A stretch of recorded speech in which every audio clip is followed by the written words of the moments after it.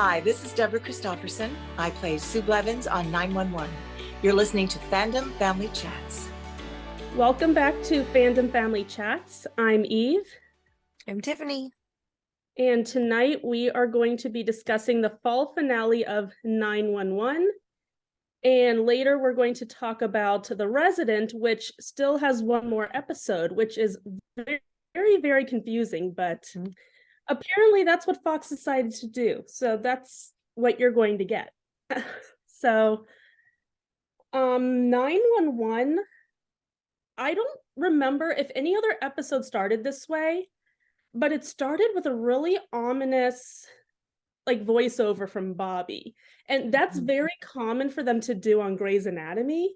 So they started and I'm like, what the heck show am I watching? Like, I thought Grey's Anatomy was done for the winter. Like, what is this that they're doing? So I don't know if that's something they've ever done before, but it was... Yeah, that was odd. It kind of scared the crap out of me because I'm like, oh gosh, bad stuff is gonna happen now. Yeah, especially when they started showing Bobby building a cross on the side of the road. I'm like, oh my gosh, what is going on? This My heart creepy was racing. voiceover, middle of the night drive. I'm like, this is weird. My heart was racing the entire episode. I was like, oh God, who do they kill? But It I was mean, a good episode. I really liked it. it was a good episode. I had never heard the term Santa Ana. Am I the only one? Had you ever I heard that before? didn't know. I 'Cause had to look it up. I Googled it. I read the episode description. I was like, Santa Ana, like a boat? Like it sounded like the name of a ship. So I don't know what the deal is with Santa Anas in real life, but it seemed to bring in really wacky situations this week. So what was your favorite? I did enjoy the fireworks actually, because I mean it was just like we have a hand. Oh, okay. We need to find a person missing a hand. Oh, we found a person missing a finger. Okay. We found a finger. Not that finger. Oh my gosh, what is going on? I was so confused. I was like, oh no. Okay, now they figured nope, they didn't.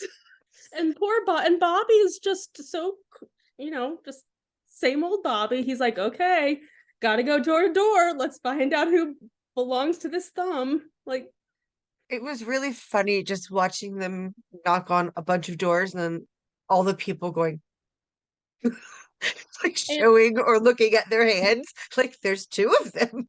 yeah. Not to mention the song choice too. That had me laughing also. Yeah, I laughed a lot this episode. The nude sleep driving woman was particularly funny also. Oh, that poor woman. Can you imagine how terrifying that is? Like you go to sleep and the next thing you know, you're awake. You wake up naked in a fire station, and two of those firefighters are Buck and Eddie. And Right. and also you don't even have a car. It's like that was the last question. Seriously, how is that the last question after she's awake? Oh, I don't have a car. How do you think you got here? Yeah, that would have been my first question. If I knew that I didn't own a car and I wake up at a fire station, my first thought would be either, okay, who the heck dropped me off here? Or even just, how the heck did I get here? I particularly liked Buck's line of questioning. You know, they were all asking her, just, has this happened before? Have you ever sleep driven before? Do you always sleep in the nude? Really, Buck?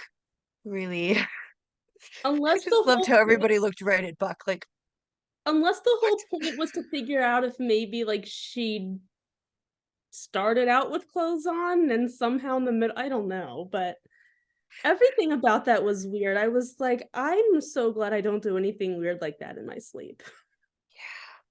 Right? That would be really, really creepy. I couldn't even imagine like I'd have to waking up handcuff in a completely different place than you fell asleep. I'd have to handcuff myself to my bed every night. That would be Right? terrifying. Holy cow. Like why would you not do something to, restrain yourself or keep yourself locked in whatever room you're in? I mean, I don't know if it's- she'd mentioned that she had done like sleep eating before, I think, right? Yeah. Yeah, so she mentioned that, but wouldn't that be the time to think, hey, maybe I should go see a doctor about this before I do something crazy like, I don't know, sleep drive to a police station? In a stolen car. Oh, and murder house. I Of was all the really, names for a place, murder house. I knew that the second this whole murder house thing started, I knew that it was going to be something like some perfectly reasonable explanation, but I couldn't figure out like where they were going with anything. I was like, how are they going to get to the reasonable explanation part of this whole thing? Because poor Josh kept getting all of these calls from the house, and he had to call Jim's like, can you tell the house to stop calling me, please? Uh, He had a rough week. he did. Josh did. Although, I guess he kind of deserved it in the end. We found out. Still feel But bad for him though, because that he looked pretty wore out. I felt bad for him, but then once it got to the end where like Maddie and oh my gosh, that other girl, I can't remember her name. Or does she even have a name? But when they were talking about Did she even have a name? she did not Nope, have a not at name. all. Is that important? But when they got to the end and they were like, yeah, we're messing with you, I was like, oh, okay, I don't feel bad for him anymore. If they're messing with him, he deserved it. Poor Maddie. I don't think I would want to live in murder house. It Even looks a little after wore down. even after Chim said, hey, this is what actually happened with like this is the real story of the murder house, I still would be like, okay, well, I'm so glad for that family that that's how it ended up. But this lady's nephew is gonna have to keep looking because I'm not living here. No, it wasn't in the best shape. It definitely needs a lot of TLC. Like a lot of TLC. I knew that's where this was going with Chim wanting, the murder house. I'm like, Chim, have you ever met your significant other? They're not married, right? Mm-mm. Yeah. It's like, Chim, have you ever met Maddie? Like, I don't know how you think you're going to talk her into living there. She's like, she's not going to think that is cool. Definitely not. Yeah, as soon as he walked in and was just looking around at the ceiling and said, what do you say, good bones or something? I'm like, don't do it. No, dude. No. He Do did not even it. talk about bones. He did it. It's like, it needs a family. Maybe it can be our family. I'm like, no, find a different family.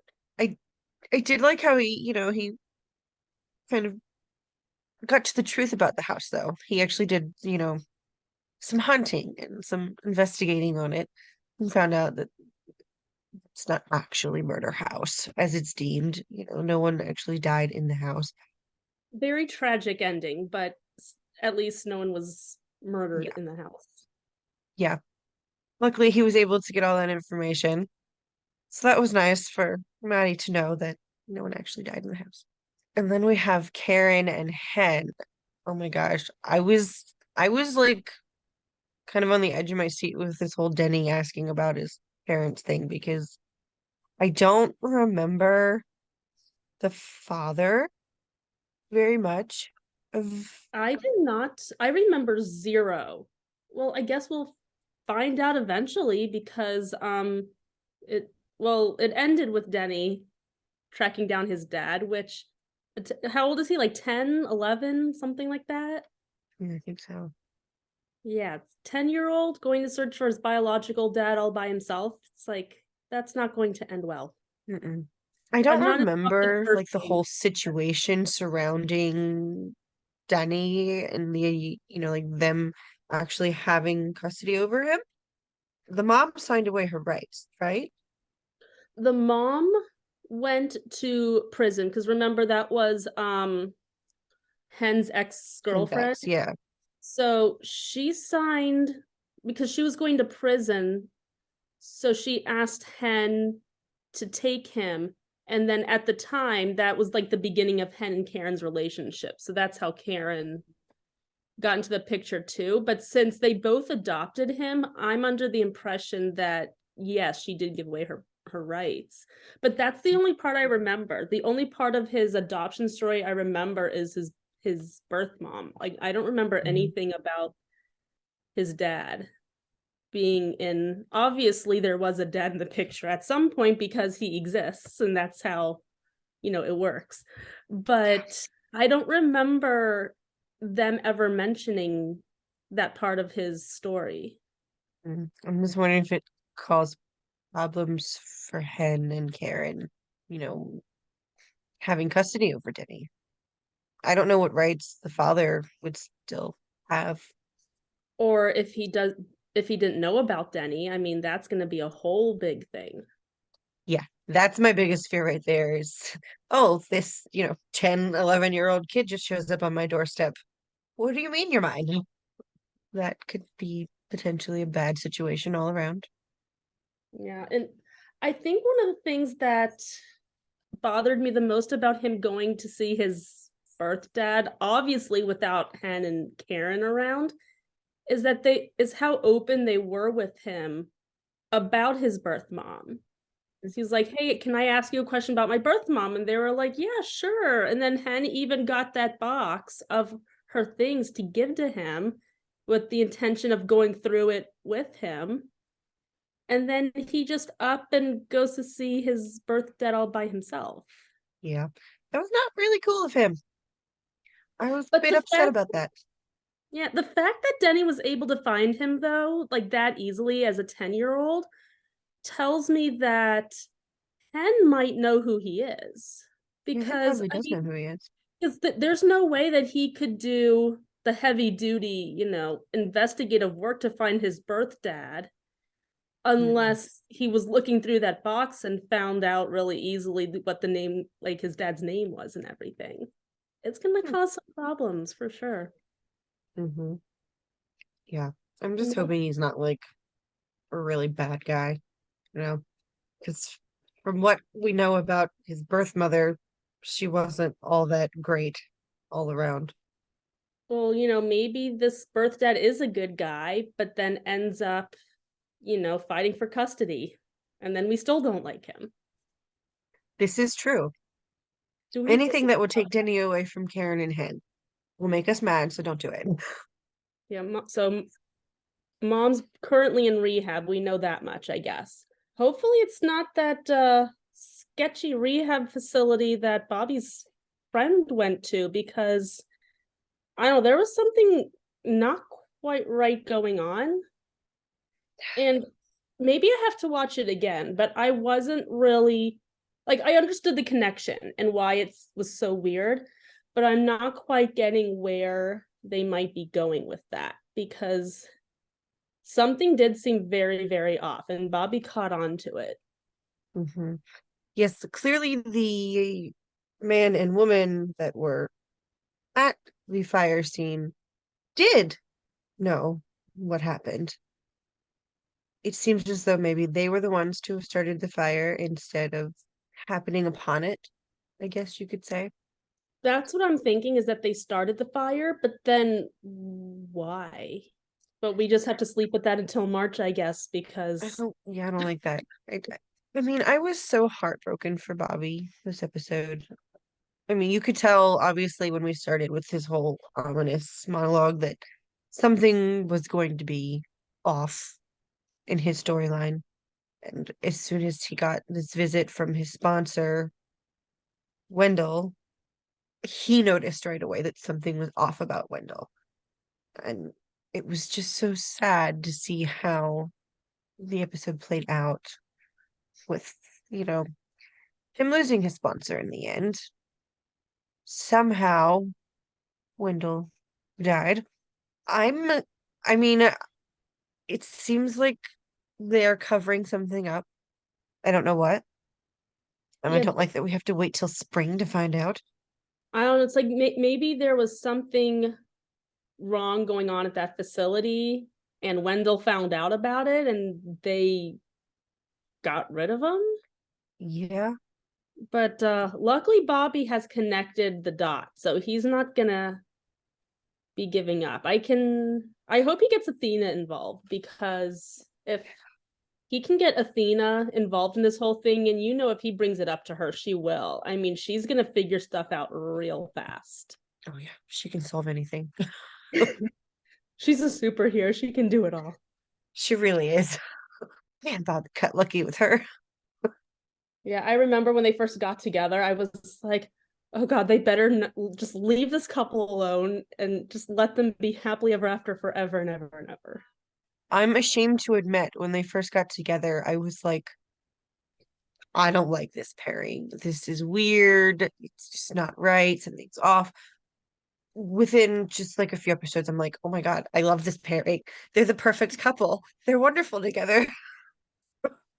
And Like, thank you for proving me wrong. And they're just so solid. They are, and they're so cute together. I Yeah. just love watching the way they take care of each other.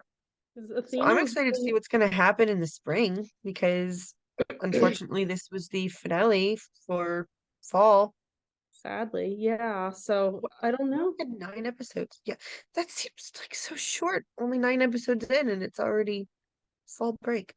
And they don't come back until March. So that seems so far away. A lot of months. I can't count that much. That's a lot of months. What, 4 months? So 4 months of sleepless nights wondering what is going on at that rehab facility. But I hope they pick up with that as soon as they come back, because I really need answers. Oh, and we totally forgot to mention Buck, his donation to his friends worked. Oh, and they are going to be having a baby. I love when they're congratulating him. They're like, do we congratulate you? Is that weird? I don't know. I still think it's gonna cause issues, because Buck seems a bit attached already. Yeah, he seems more invested in this than a sperm donor usually would be. Except, I mean, you can't really blame him. I mean, he is being the donor to someone he knows. Yeah. So I guess in that case, it's hard to get involved, which is why he probably should have said no. Yeah. Honestly, I think it'd be easier to be a donor to someone you don't know, as opposed to lifelong friends that you're gonna see the rest of your life, which means you're gonna see this child the rest of your life, knowing you can't have a father-child relationship. I wouldn't be able to do it. I just hope Buck is able to. I mean, and we know how important family is to Buck, so I think this is gonna be really hard for him. Yeah, I think it's gonna be a lot harder than he thought it would be. That little firefighter onesie he had on his counter there. It was so cute, though. It was cute. It was adorable. You can tell he's getting attached already. Yeah, it's gonna be really messy for sure. Yeah. So I'm excited to see what the spring brings for us. Hopefully some answers. I hope they pick up like right where we left off, and not, like skip ahead 4 months, because I don't like Or that. just keep rolling along and then wait until a few episodes in to then pick up. Yeah. So I hate when they do that. That makes me a little crazy. Okay, so I think that's it for 911. We kind of discussed that as much as we can. So we are going to jump on into The Resident, and Maureen is going to get to join us if she's ready. Yay! Doesn't quite have the same ring as Jump into Fire, does it? No, as soon as I said it, I was like, this isn't as fun as jumping into fire, but we can work. So, Resident, as I remember, it was really, really intense last week. And I was afraid that the intensity was going to continue this week, which there was a lot of intensity, but I feel like we also got to see Belle reap some of the rewards from all of the tension he's had to go through. And with the other characters too. Yeah, even though it started with that whole Hodat article again, I was like, can we just eliminate that term from the show, please? Like, I'm just sick of it. But it's Josh's favorite term.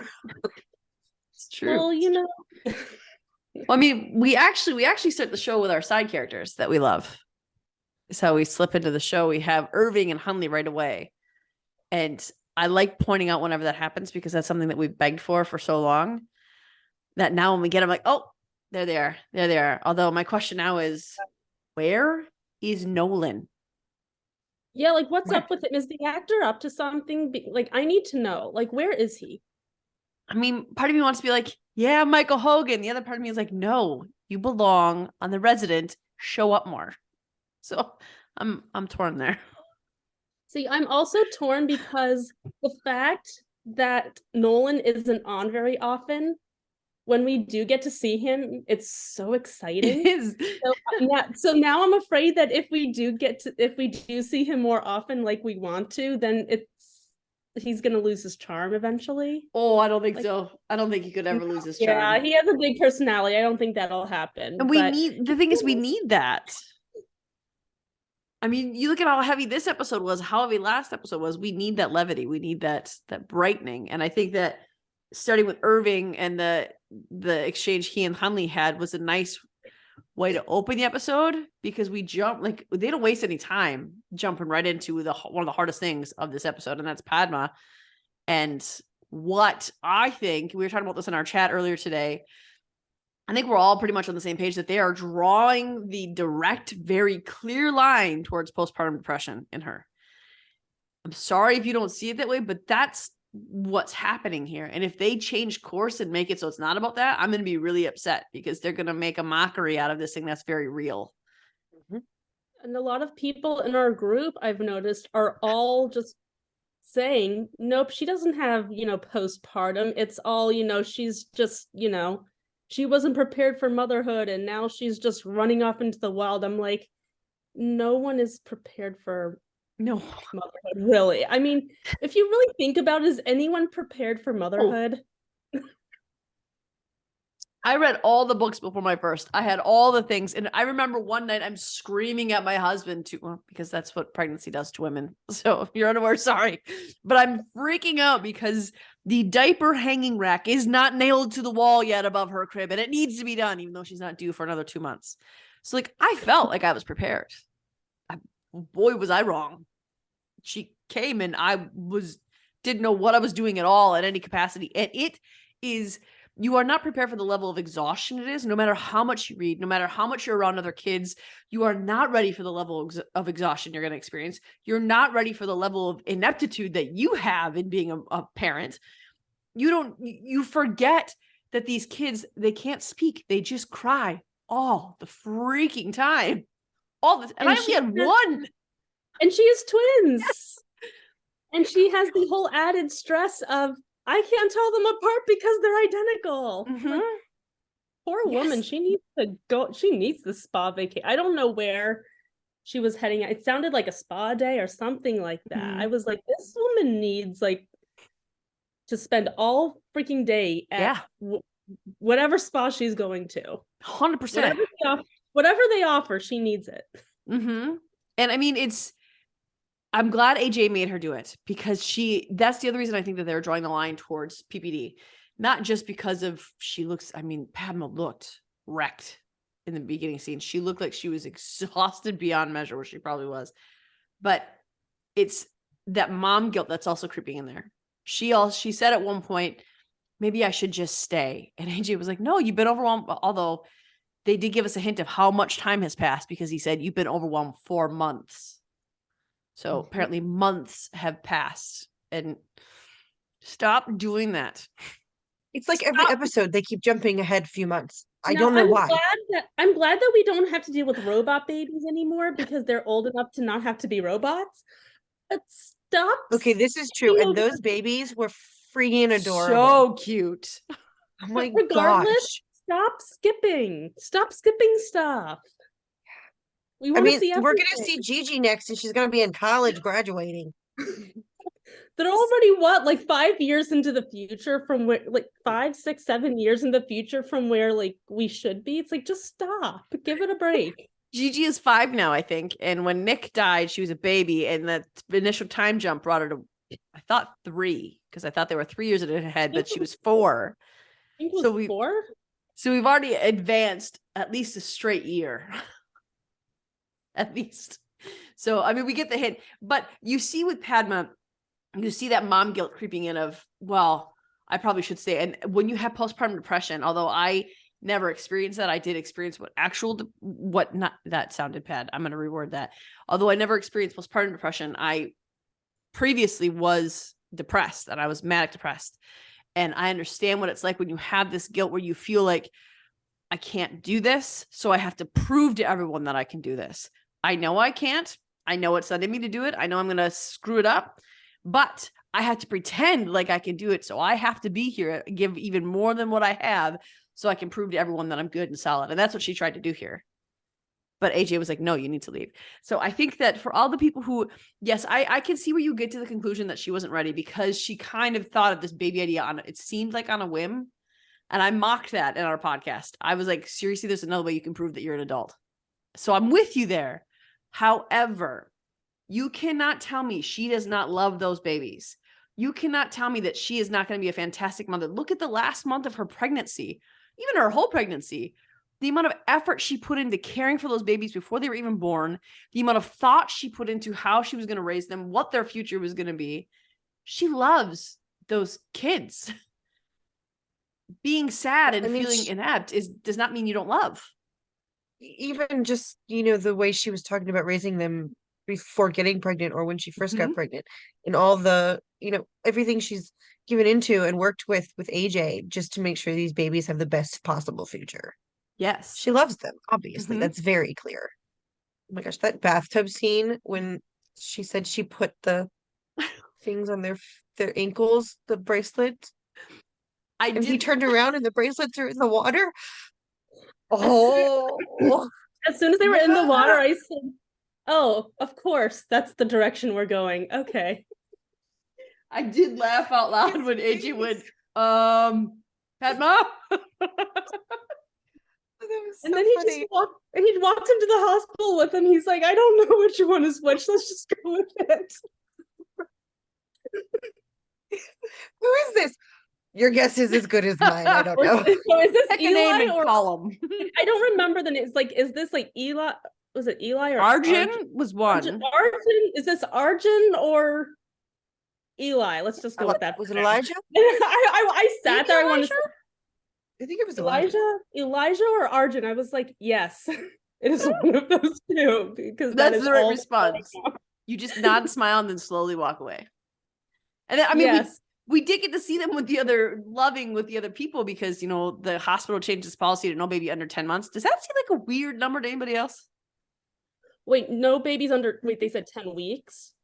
I thought they said 10 months because if months have passed, they're older than 10 weeks.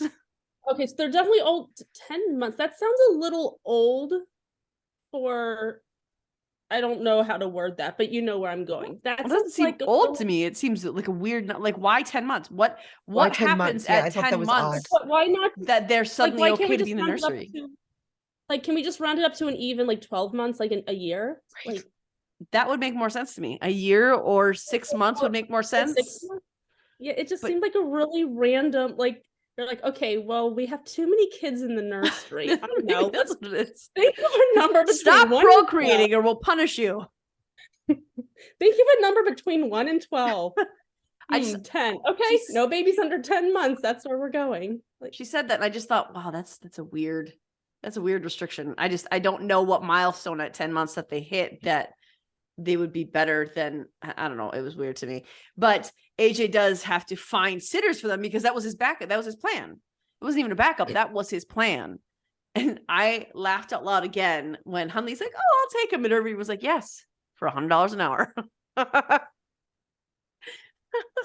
I love Irving. I love him. And so he does take him. I don't even know if AJ ever paid him. He's Well, AJ said, okay, sold, and gave him the baby. And then I think it was Billy Mhm. or something said, he's gonna do that for free. Yep. No, she said he would have done it for free. And then AJ was like, oh, really? But we never see him because Billy ends up with him in the end.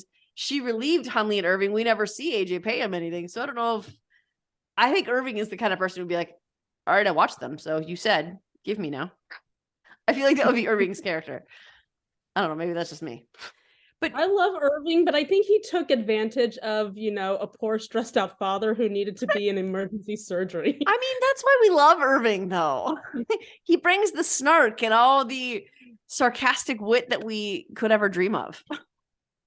I'm just picturing, like, if only Nolan had been there, and he's like, well, no one asked me to babysit. That's exactly what he'd say. And then everyone would just stare at him and then walk away. And that would have been it for Dr. Nolan for the rest of the episode. Yeah. See, guys, we're practically giving you, making your job easy. And I did think it was odd that why didn't AJ ask Aunt Leela? She wasn't scheduled in a surgery. She ended up needing to go to surgery at the end of the day, but why did nobody ask her to watch the babies? She's the aunt and Padma's twin. What? Like, why? Unless he assumed that she was busy with surgeries that ER day? docs and ER nurses are not? Yeah, exact. So I don't know where they were going. I think that was something else. I don't remember who mentioned it, but I remember that was mentioned somewhere. I don't know if it was in the groups or if it was in one of our chats, but someone did mention, it's like, what's up with That was Jeanette. Leela? Yeah. Because as soon as she said that, I was like, what is up with Leela? Where is she? She said she was mad at Leela because Leela should have known that something was wrong with Padma. But you look at Leela, though, did she look stressed out to anybody else in this episode? Because she looked like she was like run right down. And I don't know why. Mhm. Well, I mean, Billy is radiant as ever. And in the end, when she did relieve Irving and Hunley, we do get a little Trevor update. And I like it when they write it like this. Well, we don't get like, bam, in your face, I'm reading from a script telling you about a character. But we get Billy subtly talking about an update on Trevor, who we all they made us like this guy and they took him away. So I'm glad we got the update on Trevor. He's in Baltimore doing all the chemistry things. But it's at this moment that AJ says, and I wrote down the quote because felt like foreshadowing to me. He said, you can still be a great mother if you want to. Like, And Billy's saying, oh, this is what I missed. And like, are they saying that there's going to be another baby? But would that be weird? I'm going to put it to you guys into the audience. Would it be weird if Billy had a baby with Conrad? Because her best friend had a baby with Conrad. I don't know that I would be comfortable with it. Them dating? Sure, I'm finally on board with that. But the baby thing feels uncomfortable to me. Give me a little bit more time and then maybe I can get on board. I don't know if even then. What do you think, Tiffany? You got a weird look on your face. What do you think? Tiffany always has a look on her face. Well, that's true. I'm on the fence about them still. Okay, before I was okay with them dating, and now that you've mentioned a baby, and now I'm thinking about it more. I'm like, okay, that is weird. Yeah. I needed to see the passion and the connection between those two, and they made me see it. I saw that. But I don't know them having a baby. I'm not there yet. I mean, obviously they aren't either, but it felt like foreshadowing to me. They seem to have moved on a bit from her and Conrad. His last couple episodes. No, last We episode didn't have a whole lot of interaction between them. Well, no, but we have, like, in the last episode, it was Conrad gazing after her and staring after her and sharing those moments with her. This episode, we didn't get a lot of them together, but we got all the mother talk with her. I mean, maybe they're gonna say she's gonna be with Yamada, but where's Yamada? He wasn't even in this episode, so I don't know. I think this is where they're going. I have been wrong once or twice, so I mean, I could be wrong. It's just that's what it felt like to me. And then, of course, we come from that happy reunion, that happy foreshadowing, that happy update on Trevor to AJ coming home and Padma is gone. She's MIA. She should have been home already. The house is dark. And AJ, one of the first places he went was to that bathroom where he found her that one night on the floor crying and sobbing. That was the first place he went. He walked through the bedroom and went right into the bathroom and looked in there. So he knows something's going on. And I'm kind of on board with Jeanette here because AJ knew something was going on, obviously because he found her crying on the floor, but he could sense before that. Also, he's the one who forced her to go on this self-care day.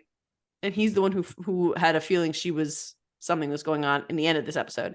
Leela, nothing that we could see. Nothing. But they see each other every day. She could have asked him that at any point in time. Leela was all over this episode, which we'll talk about in a little bit. Like, she was all over this episode. It's not like she just wasn't around. Like, she was everywhere and no mention. It's like she didn't even know offhand comment like, yeah, I'm gonna go see Padma later. The twins are doing great. It's like nothing to indicate that she's been in any way involved in their lives.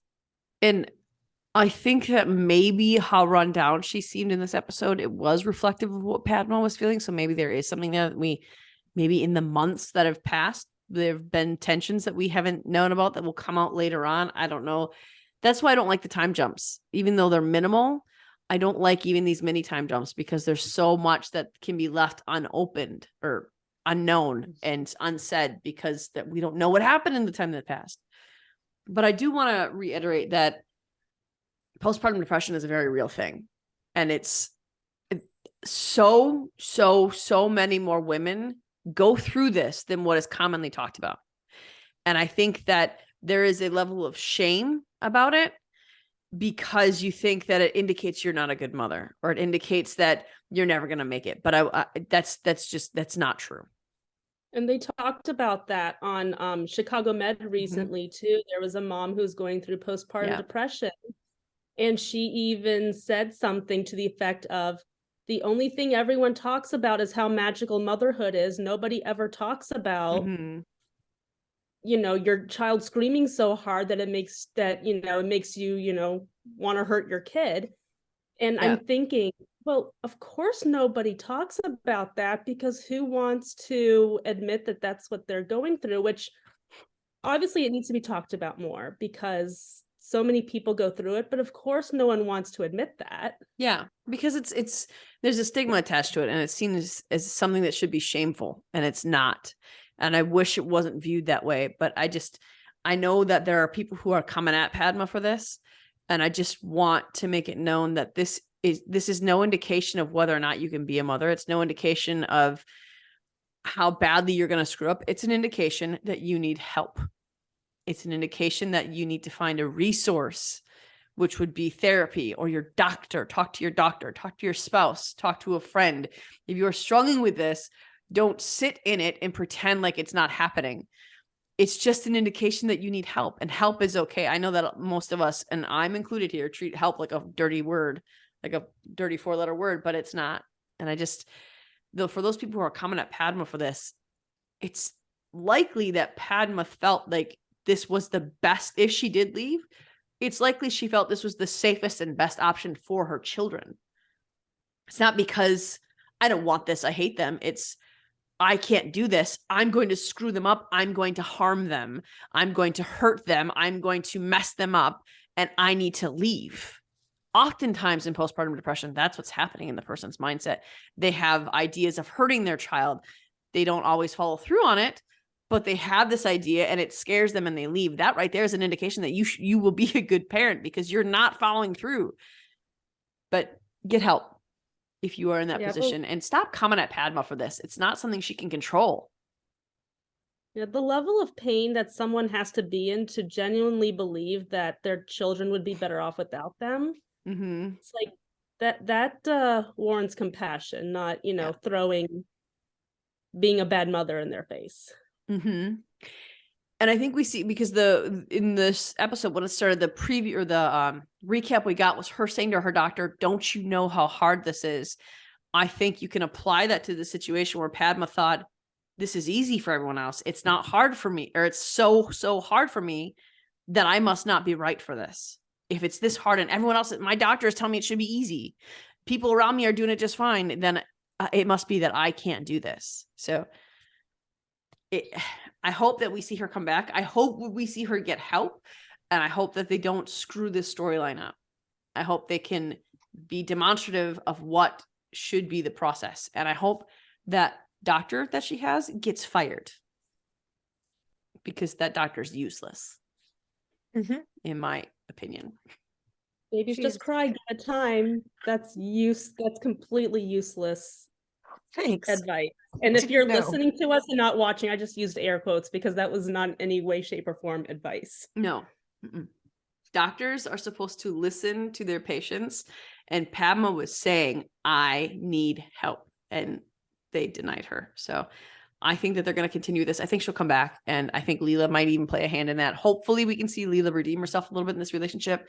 But even though this is a hard storyline, and it is so hard, and it happens more than what's talked about, Padma's not the only one who's struggling emotionally. We see Belle start to fall apart a little bit in this episode. And oh, was that heartbreaking. It's so hard because he's come such a long way. So and far. now everything is just, crashing down all at once. Like his MS is acting up, the whole Hodad situation, this whole camera nonsense going on in the hospital. I'm like, it's just too much for him. Yeah. One of the things we saw coming is Leela brought that Hodad article to Kit and was basically like, what is this? What is this nickname? Because she joined later. She wasn't around for the whole Hodad thing, right? Yeah. Like Belle had turned a new leaf by the time she'd gotten there. I think he was turning a new leaf when she got there. He's in the I process, think. yeah. But she definitely never saw the whole Hodad thing. Like it's not something she'd ever heard of. But she did say, I heard he was called that before I got here. I had heard that he was called this. Yeah, that article brought a whole lot of issues because we had that, gosh, what was that patient's name with the titanium ribs? Tessa was the mom, Wendy was the daughter. Sounded like they were going to make her some sort of superhero when they said titanium ribs. I was like, what is this? I was like, is this Marvel or something? Like, what are we doing here? But it sounded like a pretty cool surgery that Belle was going to do. And I mean, Belle being, the wonderful person that he is, I mean, when the daughter said that, she wanted him off, he backed off. But well, Kit pulled him off. Well, Kit pulled him off, but he seemed to be... It was the right call, he said. Yeah, he seemed to be okay with it in that he agreed it was the right call, but you could tell he was just really bummed out because that was a really cool surgery. But I mean, here's the thing too. When you see Leela's reaction to it, my first instinct was, how dare you? Because her whole thing was like, I suddenly don't believe in him anymore, is what it felt like to me when she brought the article to Kit. That's what it felt like. And she has worked alongside him. She's watched him put the patient first. And she almost acted like this article was true when she was talking to Kit. Right? When she was like, what is this? You know who this guy is. You work side by side with him. That was really confusing to me too. And she was like, what is this? I'm like, are you new here? Like, you've been working at this hospital under Belle for what? How many? See, the whole time jump's really confused me. No, I don't know how many years she's been there now. At least 5 years. She's been there at least 5 years, I want to say. And she's pretending that she doesn't know who Dr. Bell is anymore. It's like, who are you going to believe? The man you've been working with consistently all this time, or this crap article that all of a sudden you're reading? Yeah. And, maybe she was just caught off guard by it, which I'm sure she was, but I felt like you compare her reaction to Devin and AJ's, who it was weird to call him by his last name there. You compare her reaction to Devin and AJ, and when Kit said Belle's off, Devin was like, ugh. And AJ's like, from the article? Why? So you compare the reactions and you see that they were also, I mean, granted, they worked with Belle a lot longer than Leela does, but Leela is the one who has worked side by side in that operating room with Belle. She even watched him pull off a case once and had her finish it because his hands were shaking and he didn't want to harm the patient. He stepped away. She watched this happen. And still their reaction was better than hers. So where's her faith gone in Belle? It's like she's about to believe that Belle, he can't do it. And he's going to screw it up because of this article all of a sudden. And when Kit said, I believe in my surgeons, and until then, I'm just going to do damage control, Leela actually looked upset that he wasn't going to be pulled because Kit wasn't going to pull him originally. She wasn't going to pull him until the daughter walked in there. So it felt like Leela was mad that she wasn't taking Belle off this case because she said, but what if he fails? Have you ever wondered that about him before? Have you ever been this concerned about a failure before?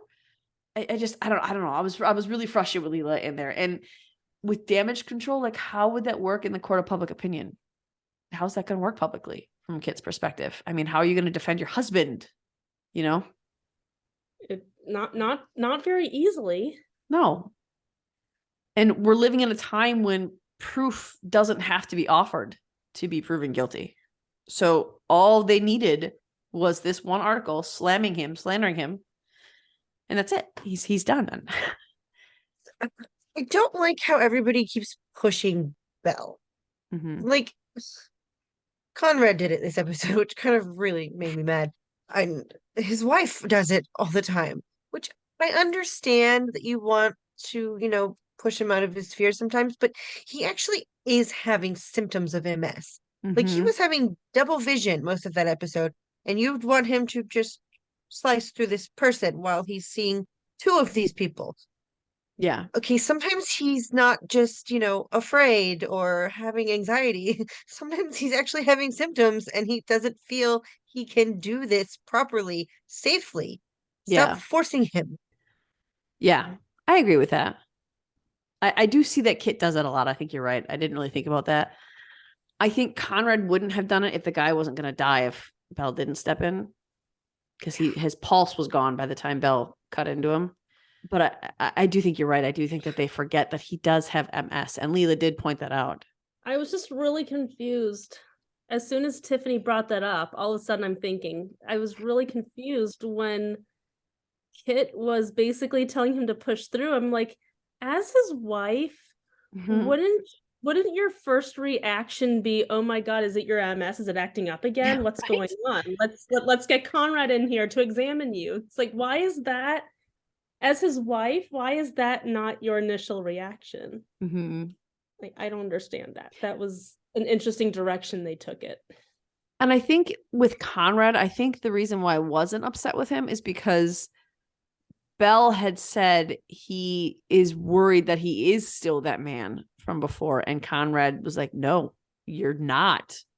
And he said at one point, I wrote this quote down too, because I think it was really impactful. He said, I would trust you with my life. And if that doesn't mean something to you after everything we've been through, it means something to me. Because he does trust Belle, and he trusts that if Belle was really having a problem, Belle would let someone else step forward, which he did with Leela in this episode.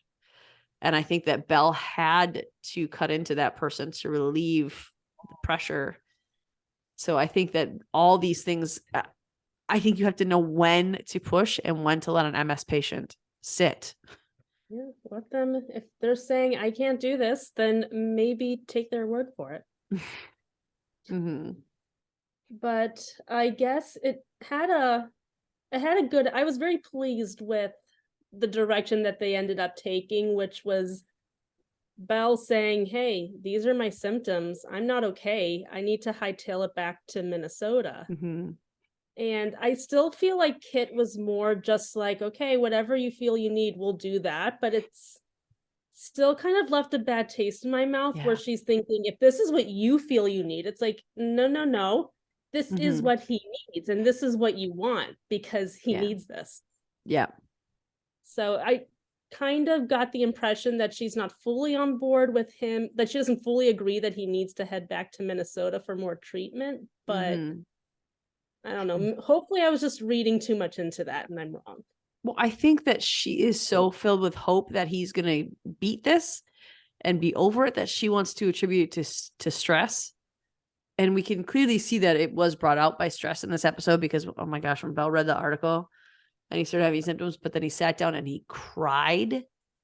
Oh, I'm getting emotional. No one should make him cry ever. Not ever. Bruce Greenwood should never, ever cry. Like I don't take Belle out of it. Bruce Greenwood should just never cry. It's horrible. I hated watching that.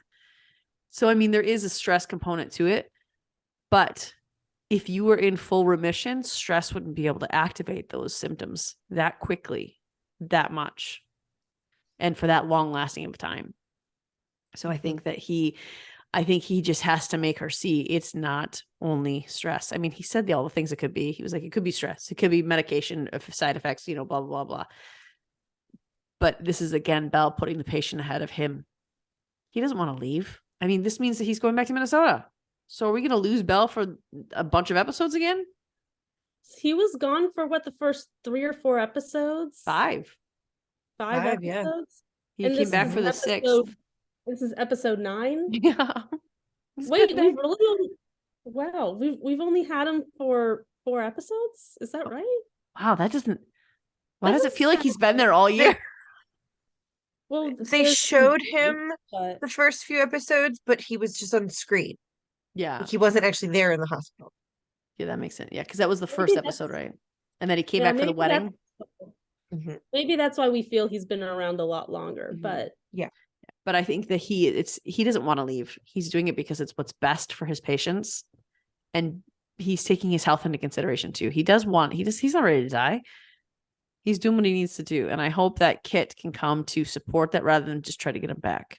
I mean, I get it though. As a wife, you want your husband with you, and you also want him well, and you want to believe he's going to be well. I'm sure my husband has some of that with the cancer. Like, there's things he wanted me to do that I wasn't comfortable doing in terms of treatment, that I'm just like, no, but he wants me to do it so bad. And in his head, he just can't understand. Why don't you just do that?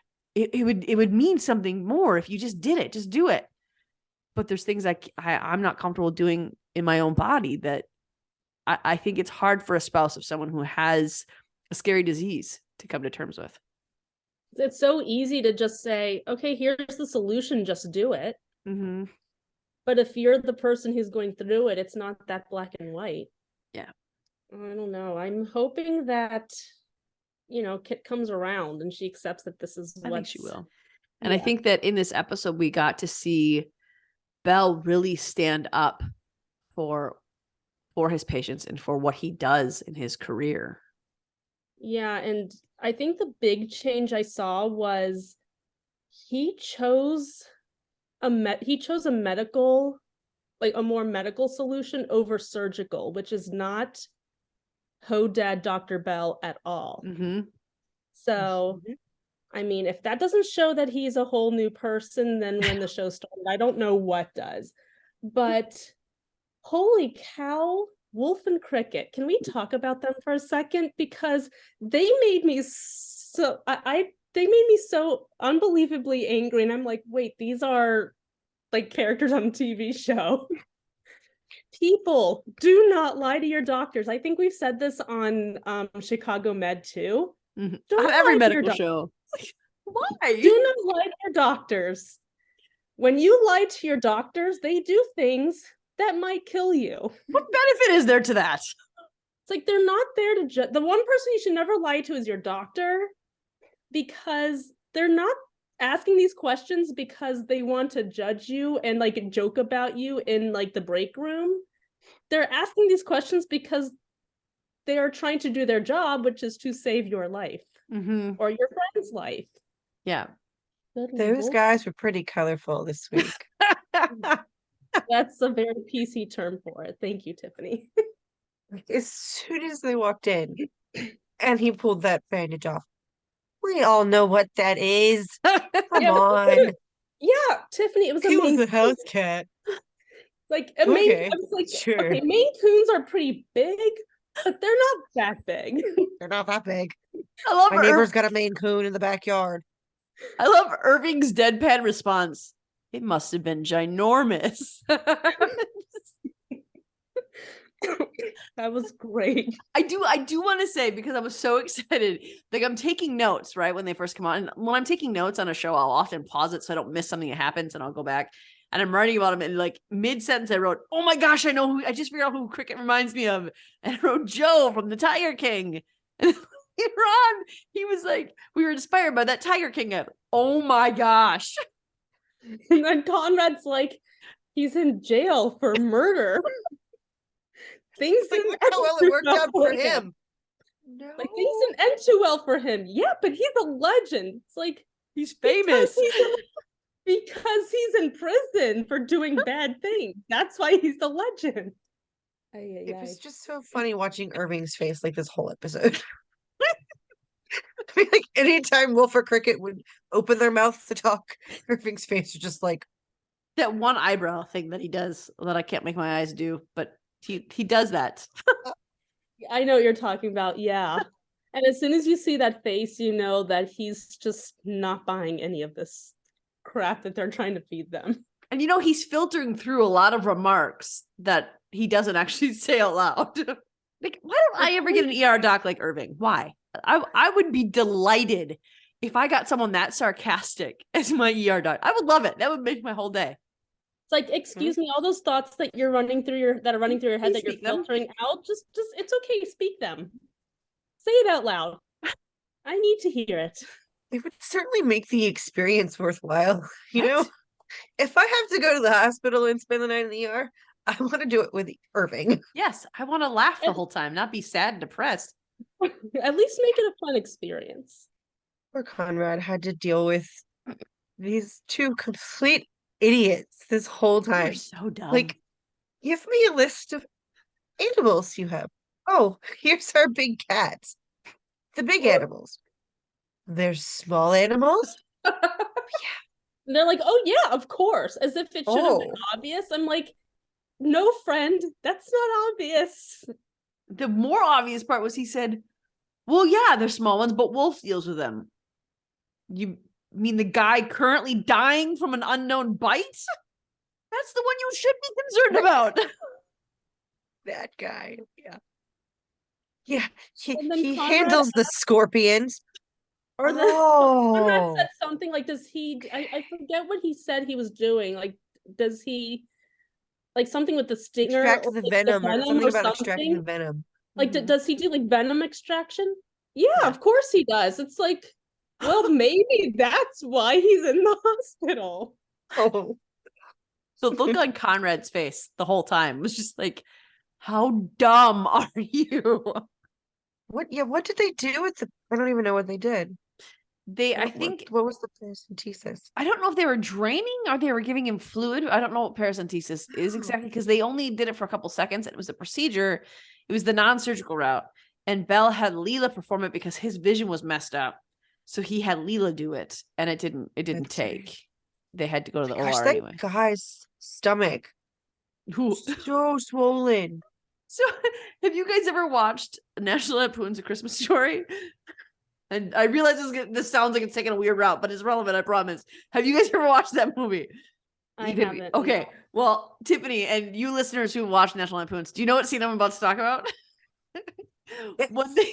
when the sister-in-law makes the turkey, she puts it on the table, and it's so dry that when she cuts into it, it just deflates. This stomach did that. And it was That's exactly what I thought of. it happened. I was like, what was that? That cannot be normal that it just deflated that way. There was almost like steam that came out of it, like on the turkey. Oh my gosh, I almost peed my pants laughing about that. That was the exact scene that I thought of when I saw that. It's the turkey.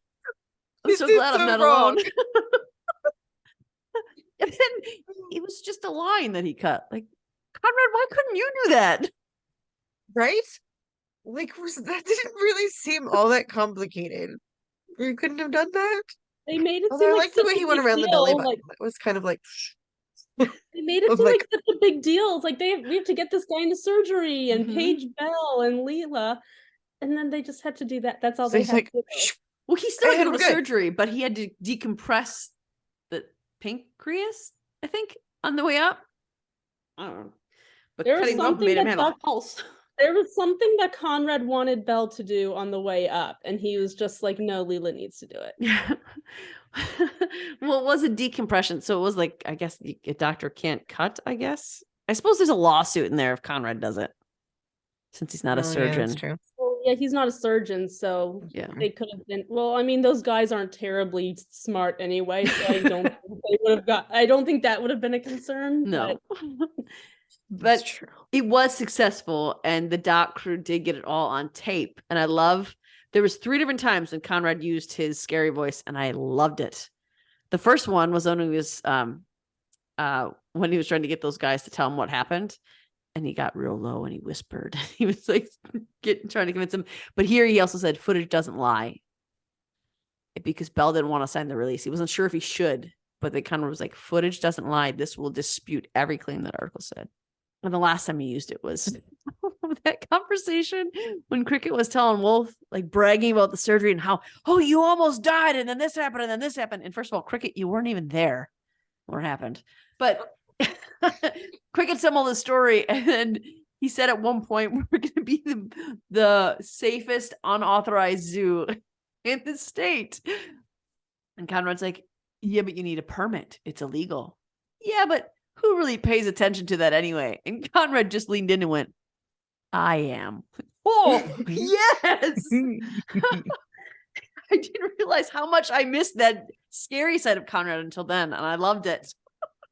And then he said he was calling the police and they were like, what about doctor-patient confidentiality? I'm like, that would be lawyer-client confidentiality.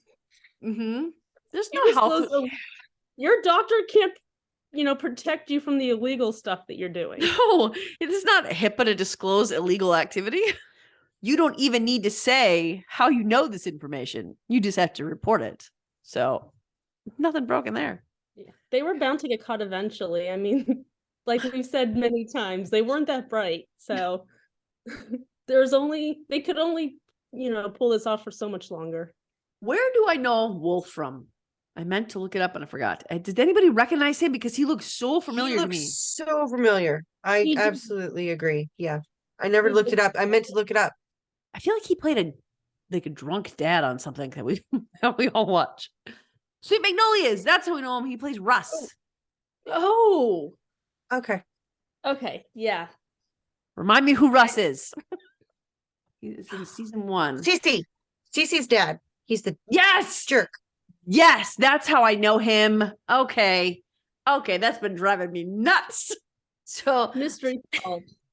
So Russ, I'm trying to figure out where we know Wolf from, and we just looked it up, and we know him from another show that we cover through our Netflix group, and that's Sweet Magnolias. He plays Cece's dad on season 1 of Sweet Magnolias. So sort of the same kind of character, only I feel like he's smarter in Sweet Magnolias.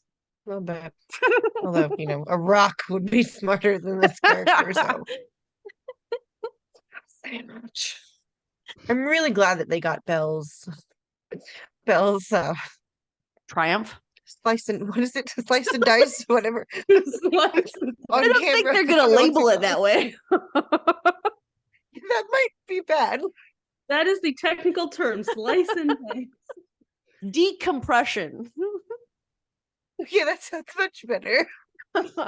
I'm really glad they got the decompression on film, because I think that's actually going to be really helpful for Belle down the line. Oh, for sure. Even though that's not, what they were there for.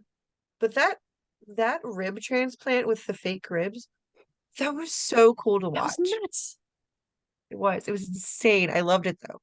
And I did, we'll talk more about what happened there, but I wanted to point out that in the Wolf and Cricket thing, all it took to bring this guy's pulse back was slicing open his stomach. And then in the rib transplant, all it took for her stats to go up was to tighten all the screws in the titanium ribs. Is that normally how the bodies work?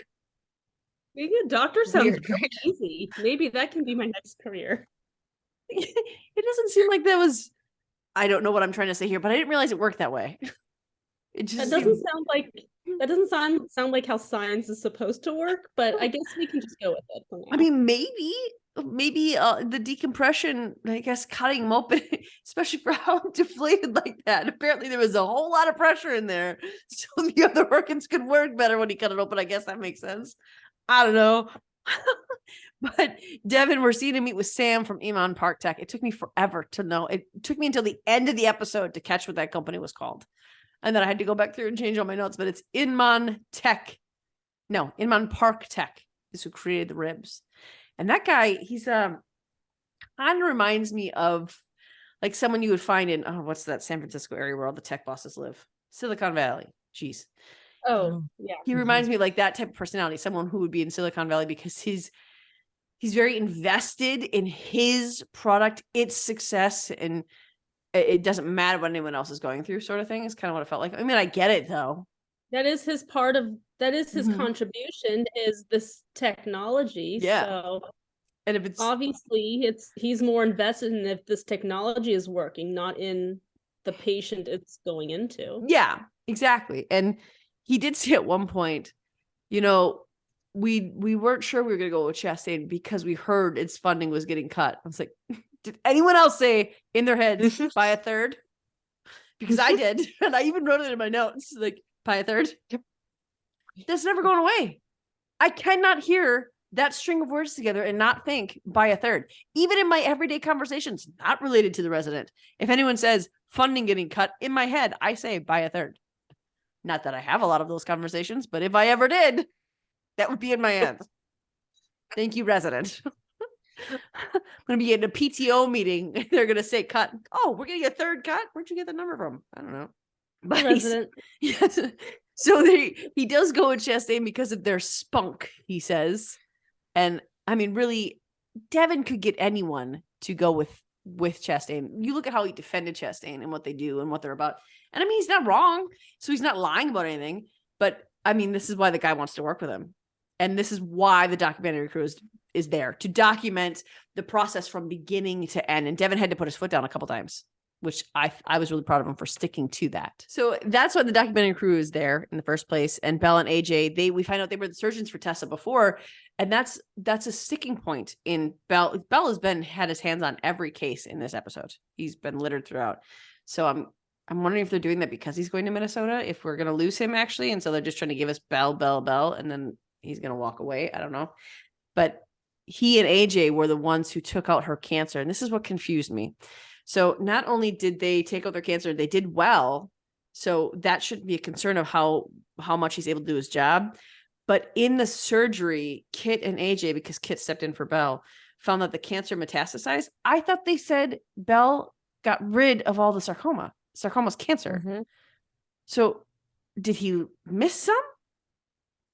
Because what she said was, the exact wording she said was, the cancer must have metastasized while she was in the ICU. It wouldn't have shown up on any scans because it was replicating fast. But I thought he got rid of all the cancer. So did he or didn't he? Like, did anyone else understand that? Or am I just overthinking this? I didn't even catch that. You're right. Yeah. Yeah, I mean, I didn't catch that until just now that you're mentioning that, but it's like, so did he not get all the cancer to begin with, or did he think that he got it all and he actually didn't? Yeah, that's what I'm thinking. So it's either a mistake that Belle made, or her cancer is reproducing so rapidly that it was already tumor in her spine. That's a pretty scarily fast moving cancer. And it doesn't make sense if just a few weeks ago they were in there. I mean, I have cancer, but I don't know how fast tumors grow. I know that I had it for almost 2 years before they diagnosed me. So and mine was an aggressive one. Mine was high grade invasive ductal carcinoma. So mine was an aggressive, fast acting one. And I was able to go for 2 years without my masses getting huge. So I don't understand if that was a continuity error or if they're going to highlight that Belle did make a mistake. And I'm a little nervous about it because I don't want it to come out that Belle made a mistake. That'll kill Belle. He will be so upset with himself if he made a mistake. If anyone who's listening is a doctor and knows how this works, please help us make this make sense. Please explain it to us. We just don't feel very smart right now. Like, we just need to know. There was like 3 different points in the episode where they said Belle got all of your sarcoma. They said it, and at least 2.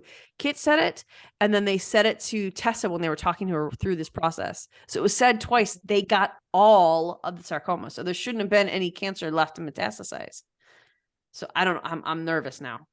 But they talk her through what's needed. And Wendy is so aggressive from the moment she's in there that I actually thought she saw the article already. But you can clearly see the moment she does see the article. It was not in the beginning. But she's mad that the trial didn't work. But it's a trial's experimental. That's explained in great detail. I even know that. It's experimental. It's not guaranteed to work. It's not a free pass. It's a leap when you have no other options, is what it is. And so Wendy, who's the daughter, is upset that the trial didn't work, and then the removal of the sarcoma didn't work, and now she needs ribs. So it's to her, it feels like it's just a lot of things that are experiments, and you're not sure what you're doing. And then she gets this article about Belle. So I mean, here's the thing. We've all been loving Belle and watching Belle. We saw who he was, who he is now. We feel the way about him that Conrad feels about him because we've watched that progression. This girl, I want to be mad at her for how she reacted to Belle. But I can't say if I was in her position, I would have reacted differently because she doesn't see the growth of this guy.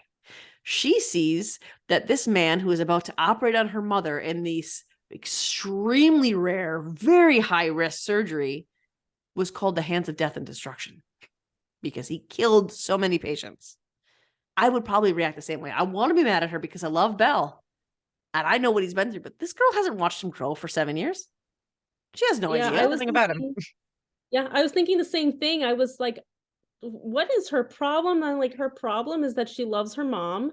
And she just read this article about this doctor who's about to operate on her, how he was once referred to as hands of death and destruction. I mean, so of course she's going to be upset because she doesn't have that same backstory we do.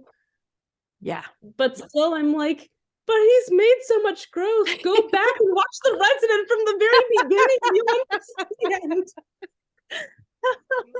He's not the man he was. But I did, like, I found in my notes, I had to, like, as I was writing up this section, notes on this section, it was like anger towards her. And then at the end, I was like, well, I guess that's misplaced because I do the same exact thing for my mom, probably. And Wendy didn't even want it filmed either, but mom did. The one point of contention I did have was Wendy went to Kit. She said, I make the decisions for my mom now. Sorry, you don't have that kind of authority. You don't get to make healthcare decisions for someone who's clearly capable of continuing to make their own. It's not how it works. I'm sorry, but it's not how it works. I get that because she did say my mom is too trusting. I have to care for her. I have to be careful for her. I get that. That's noble. That's great. That's probably what I would do for my mom, but that doesn't mean that I get to make the decisions for her when she's capable of making them on her own. So I was a little surprised Kit bowed to her. I think it was right to do that. I think it, especially going off of how Belle's vision was, I think it was right to pull him off that case, no matter what. But I think this girl was given too much leeway in her mom's care because she's acting as if she is the one who is on the table and she's not. But she didn't want the documentary crew. Mom did. And that's why it was there, was because they wanted it. But Devin had to tell him to stop. So, of course, there's a new complication with her because you can't have just a regular surgery anywhere. There has to be some life-threatening thing that pops up. And that happened in every case this week. Every case had a life-threatening thing pop up unexpectedly. But Billy came in there and saved the day and tightened all the screws and did all the things. And then they got the ribs in. Devin said, go ahead, do the ribs. He got it in. Fine. Everything's good. Outlook looks good. But boy, was Sam mad when he found that article about Belle. Because that was not, I mean, the article came out after Devin talked to him. But can you imagine how much he must have felt like he was lied to by Devin and by Chastain, hiding? I guess it can't really be considered hiding because he's not that anymore, but it had to have looked like hiding that information when you get all this. I mean, there's going to be a lot of funding, it's a partnership, Sam called it. A lot of money going Chastain's way, and to not disclose that probably looked really, really deceitful, but we'll see where that goes. I don't think we've seen the end of technology at Chastain. I think this is one of the ways that they're going to build up their funding from being cut by a third. Can you imagine recovering from that surgery? No. Surgeries that poor woman did all at once. Spine and ribs. Oh, gosh. She was under for a long time. It was night when they came out. It was dark out. She went in there in the day. That's nuts. I wouldn't want to be there. No, that sounds very painful. And did you see the plate that they took out of her? Like it was like a chest wall that was solid plastic almost. And I think that was what they said was the benefit of the titanium ribs is you can move with it, but with the other thing, you can't move. So they had to like remove this massive, it looked like, that that piping, what is it called? CVC? That's not what it's called. CVC. Is what CVC? I think so. does that stand for? PVC. PVC. Okay, that makes sense. There it is.